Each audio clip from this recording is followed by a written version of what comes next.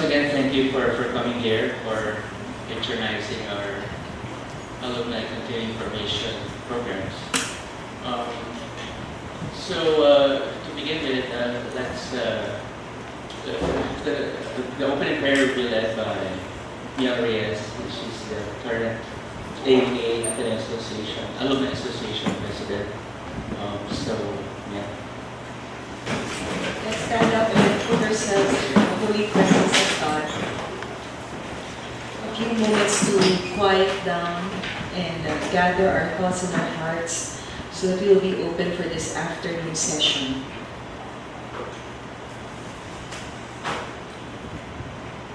Heavenly Father, we thank you for bringing us together this afternoon as one Ateneo community.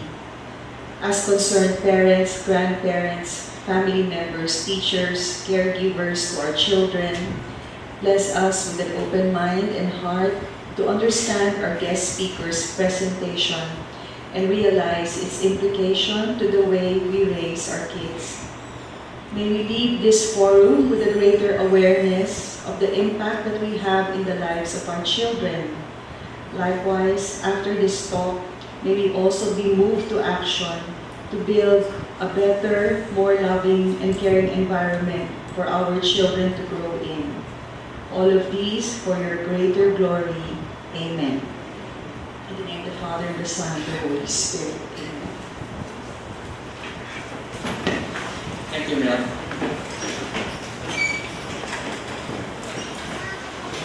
I'm very privileged and honored and happy to introduce our distinguished speaker this afternoon, Dr. Francis Xavier Dimalanta. Simply because he's more a friend than anything else. I met Dr. Francis, he was saying kanina mga 2000, year 2000 thereabouts, in the hinterlands of Merayon, Talarang, Bukidnon. It's an IT community, Talarang community actually. That was my first assignment in 1995 as a priest, as a Jesuit priest. Doc Francis and some friends went there. We were partnered at that time with Cartwheel Foundation. Cartwheel Foundation gives educational benefits to scholars, Lumen scholars. They're now concentrating on other areas in the country. So he was there and we were friends, and as a doctor, he single-handedly rendered medical mission in the place. At that time, I remember he was carrying loads of boxes of medicine at the time. When I became chaplain of the Life Directions community, it's a young community, young professionals community that started by Father Ted Gonzalez. In the early 2000s, Doc Francis joined one of those weekend retreats and became active in the community. And so, with this vibrant young community, we would travel around with the rest of the LD community, eat dinners together, attend parties, programs, and formation sessions. After a while, whenever Doc Francis was around, I thought, it's fun time. When Dr. Francis is around, it's masaya, maligaya. Because he's funny. Nakakatawa si Doc Francis. At nakakatuwa. Malaki yung kanyang inner child. And he would, host our programs, and we would end up having pains in our tummies because of tremendous laughter. Given the challenges in his life that he confronted with much perseverance and prayer, and thanks to the prayers of his mom, and his heavy professional load, Doc Francis, through the years, really never lost his inner child. He would always make a spark out of an ordinary situation. He would always make it fun and funny so that people around him would smile and laugh and enjoy life. And that was his gift. He would transform the ordinary to something extraordinary, giving it more spice, more spark, more light, more life with his presence. to talk about the gospel salt of the earth, light in the world. I want to refer you to this picture taken recently when Dr. Francis and I had dinner together, and we had dessert coffee in a coffee shop.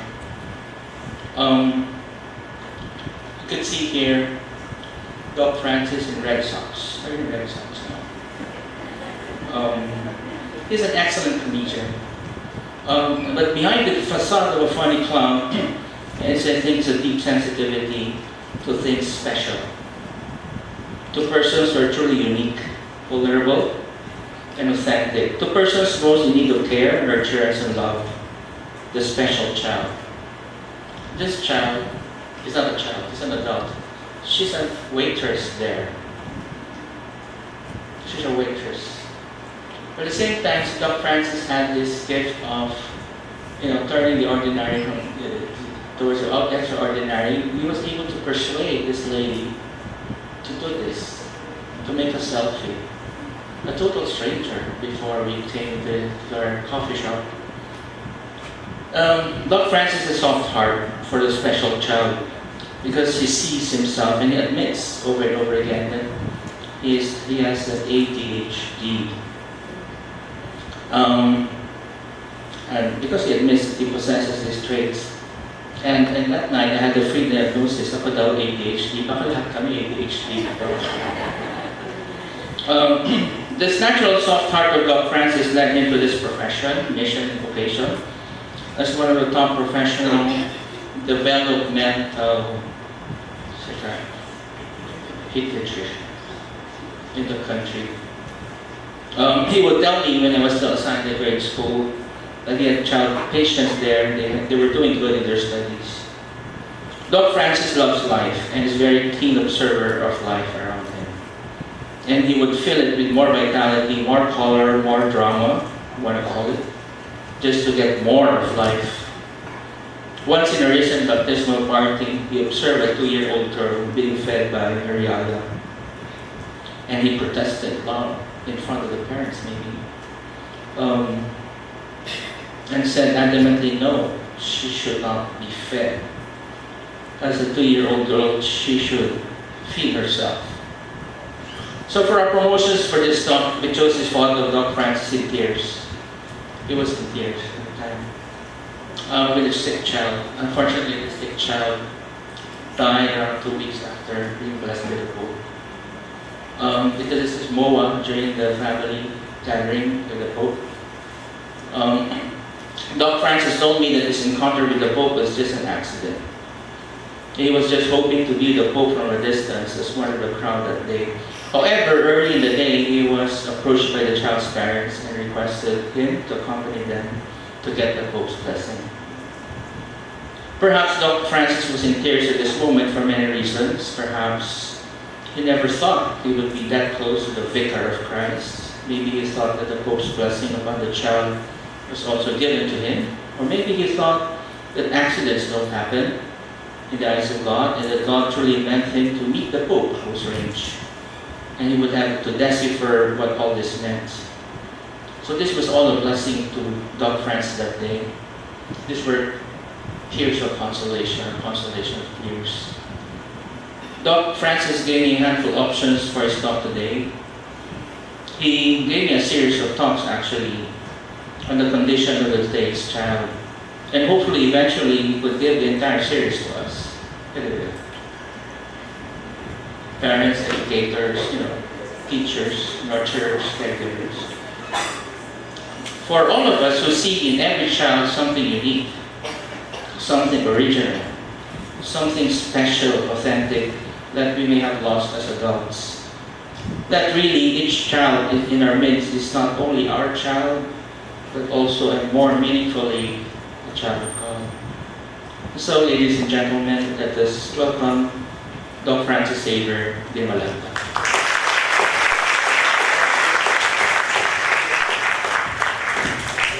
Yes. You can hear me? Yes. Thank you very much, Father Kit. I think you now know why I agreed to do this.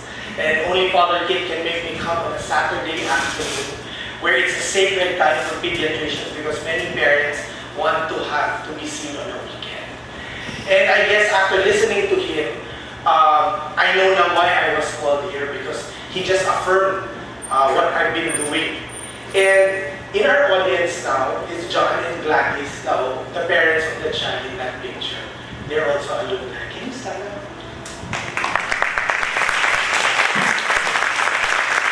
Okay, so it's to honor them, and I guess the message then was, it's like I told Father Kit, the message then for me was, it's not about me anymore. The same way I'm going to do and share this lecture with all of you, because I feel that there's something more that we can do, and I'm giving it back to the families to be empowered, to be able to do something different, and not run after all of us doctors and therapists and psychologists, because it has to start in the home. I got trouble putting this together because I was, how would I say, nervous to come forward. This being the second time I'm asked to speak by Father Kim. The closest probably that I can get to being in Ateneo, since I was born and raised in Baguio.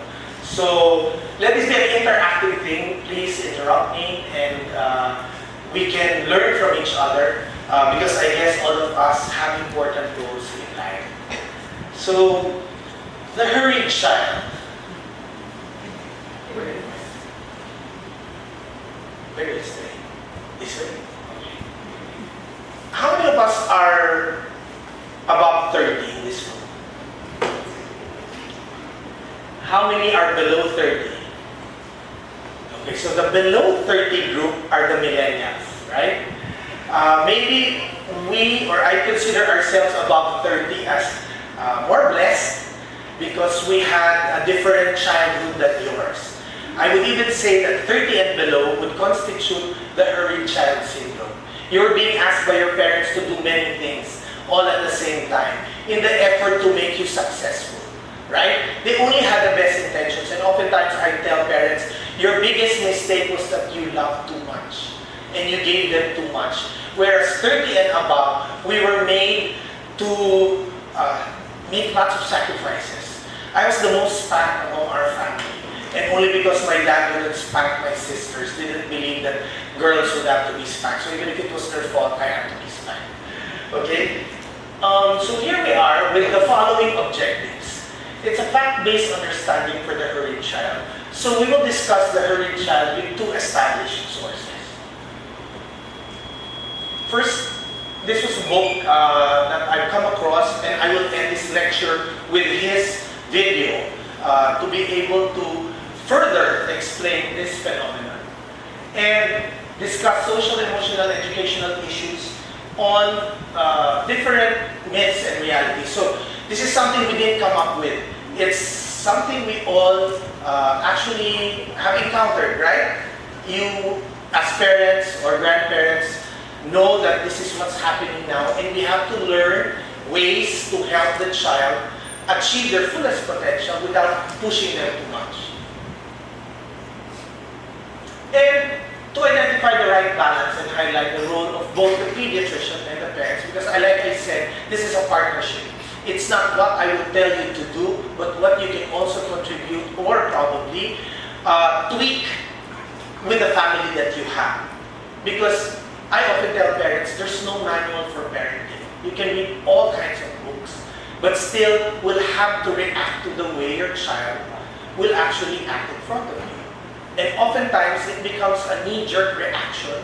You're angry, they're angry, so we end up not meeting or communicating the correct way. So, we will do something together, and probably as a call to action, figure out what we can do as a community, what you can do as the alumni. Today's pressure have children growing up so fast. And because we try to put children to school as early as 6 months old, correct? There are many preschools even around this area already. And I think they're the ones who earn more than we do. Because there's a child that has to go through a toddler school, the 3-year-old, the 4-year-old, they put them together, they call it many different things. But what's happening now is that you are entrusting the care of your child to a good, competent teacher, but there are sometimes ways of teaching them at home And I think the reason you bring them to school is because they'll be left with a yaya, and you don't want that. So like I say, the intentions are clear. However, maybe there are some things that you're forgetting that you can do at home. So, what is the hurried child? It's an unwilling, unintended victim of overwhelming stress, born of rapid bewildering social change and constantly rising expectations. Sometimes it's what a parent did not do or was able to do, now they're doing because they want their child to have a better opportunity, right? And that's the intention of all parents. They unknowingly pressure the child to grow up very fast. And so some important achievements are skipped or bypassed. Like for example, they bring a child to school at 2 years old. The teacher will teach the child to write his name, correct?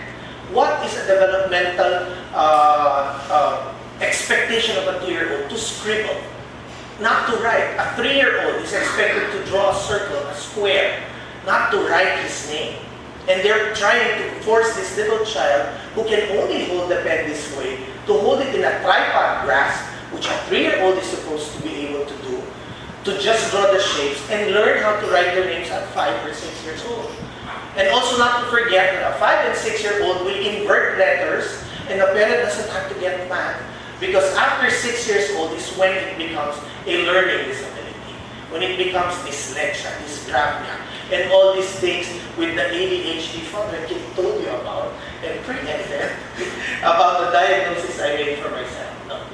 So, we all are familiar with going bullying, correct?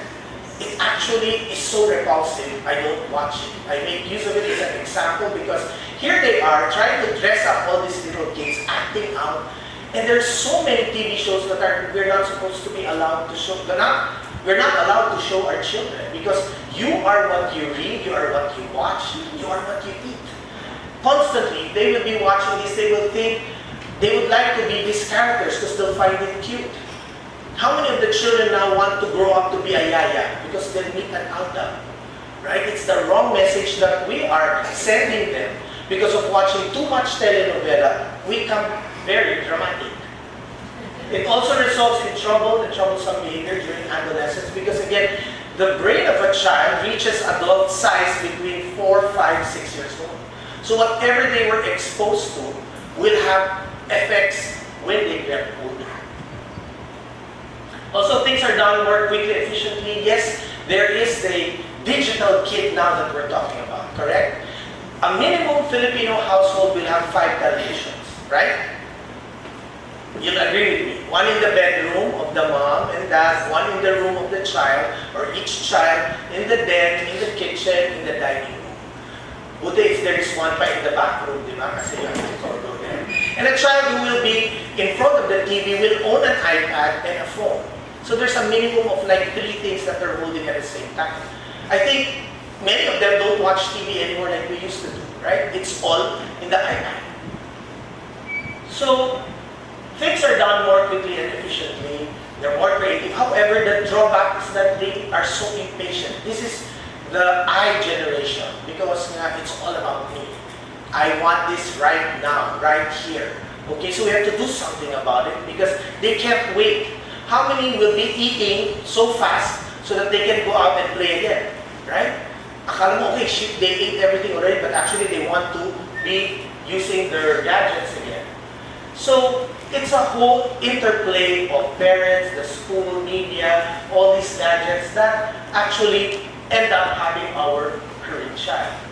How do you get hurried children? You have hurried parents. You're rushing to do things. Okay, they will follow the anxiety. You being frantic will be passed on to this child because you want them to achieve so much more. I think you'd believe that being frantic is when you yourself are stressed, running from the violin lessons, the basketball, the soccer, all these things, the gymnastics that they have to do, save for the lauscher that they have to meet 2 hours after class.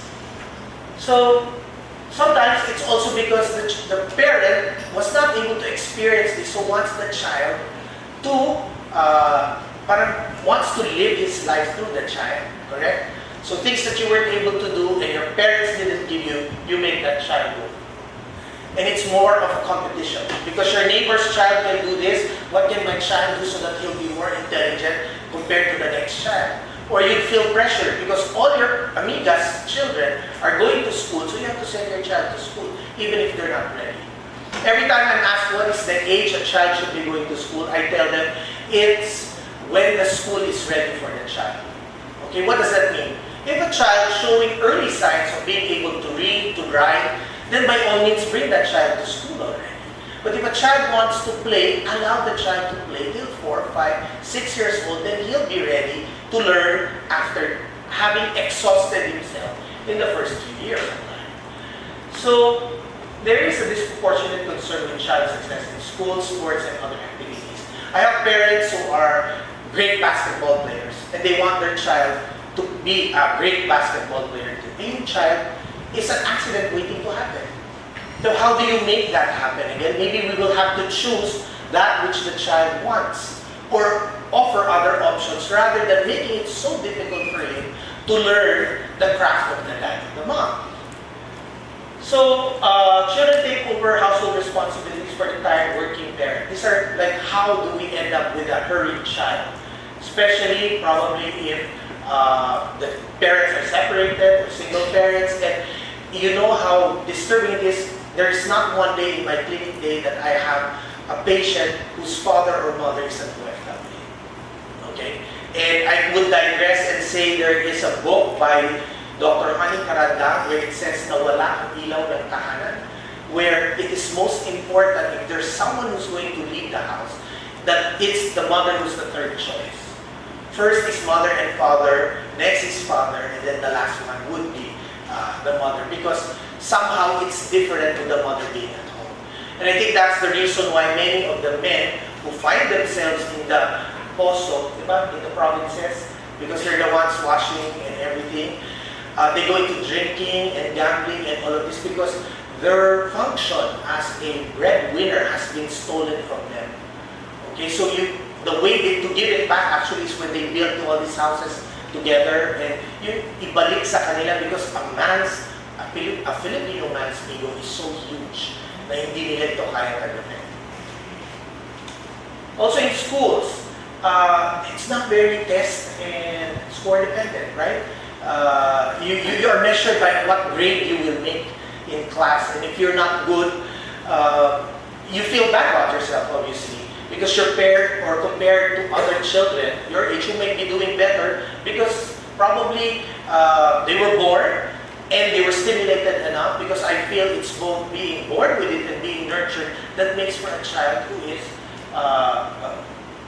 in the top of his class. So they ignore individual differences in learning rates or learning styles. Oftentimes a child will come to me, will be able to recite the days of the week, months of the year, but will not be able to write it. And if I were a teacher, I will pass him, because even if he has poor handwriting, he has the correct sequence. There's a child who can write legibly, but all of these are interchanged. So there goes the bigger problem. When you write, and there are certain schools who make you write with a certain style, and if you're not able to write that way, they'll fail you for handwriting. How about all these children with poor motor skills that cannot keep up with it? Right? And media. It's very difficult to monitor now what our children are watching. Okay? Because of all of this, there is no evidence that early exposure gives an edge in literacy, self-confidence, or self-esteem. The American Academy of Pediatrics has stipulated that there should be no gadgets for 2 years old and below. How many of us follow this? None. By 4 months, a child is exposed to an iPad. The first thing a child will learn to do is to swipe, not to write. How many of us, about 30, kasi tayo majority, so we are the noisy majority. How many of us will have to write down what you're listening to rather than put it on your phones? How many have 4 notebooks that you can't even find them, right? For all your reminders and to do. Because when you write it, you remember it. Back in medical school, when I was telling Father how much of a struggle it was, I had to rewrite my notes 4 times over just to be able to remember it. Okay? So they say that the very safe that you think baby Einstein, that babies are made to watch, changes every 3 seconds. So if they show you a day in the farm, it will be a cow jumping, a rooster flying around, a duck going over the lake. So when a child goes to the farm, he sees the cow that's not moving. So he's waiting for action. They're overly stimulated. It's not even the rays, the radiation that they get from all of this. Which goes without saying, the blue light decreases your melatonin and makes it hard for you to fall asleep. That's why one of my rules would be, no gadgets an hour before going to bed for our children. Because we have to be on it too. 30 minutes probably for us, or 15 minutes before going to bed. Because how many of you had your phones falling on your face? Because you've been texting. Diba? And even bringing that phone to the bathroom. Correct? Do you know that I was so appalled that in Shangri-La, the fort, they had a contraption in the bathroom, which was a small marble thing here next to the toilet paper. So I thought that was where I put my hand or something. I got my phone, I put it there, it was for the phone. Even the hotels are doing that. But what tells you to bring that phone to the, are you going to take a picture of you peeing? Diba? You just take a few minutes, but the phone now has been an extension of ourselves. Children, pag may hindi nag-like, we feel bad. I secretly feel bad if this friend of mine didn't like a post I did. Diba? Then you will unfriend them. How many of those who voted for Duterte were unfriended? Diba? It's not naman about that. It's like your views and all. So, look at this. Only 4% read a book now. They read a book through the iPad. So gone are the days of our time, our glory years, I would say, where we learned more because of interacting. How about the violent video games? Did you even know that these are the 5 top violent video games banned in many countries, which your children may have? I had a patient in the room and I was saying, these are the different apps that's not supposed to be. Then my mother goes, oh, I'm sure they don't have it, doctor. The 5-year-old daughter comes and says, no, mommy, kuya has 2 of those. Which the mom didn't know. It was mom who bought it. Okay? What's even scarier is because what happens to them, 64% contains intentional violence. And how can you be rewarded for injuring, destroying, demolishing, eliminating a character, right? Just last week, I had a classmate of, how does this go? A colleague of mine had a child whose classmate at 10 years old killed himself because the father got his iPad at 10 p.m. He was found dead the next morning. I had another patient, 12 years old, who wanted to kill his father because he wasn't allowed to use his iPad at 1 a.m. So what are we coming to now? That's why I said, and I'm really fortunate and blessed to be here before you, because I think after this talk, there will be a call to action. What can we do as a community so that again we can pass on this message? Because children don't know that this is what's happening to them now. Do you notice that many of your children are angry when you call them? What? You call them, let's say, Jack, come here. What? You know why? Because they're listening to a headphone that's so loud that they can hardly hear you. We are also raising a generation of hearing impaired individuals. It takes 20 years to get binging, okay? Maybe for a husband, just 5 years. Selective binging, okay?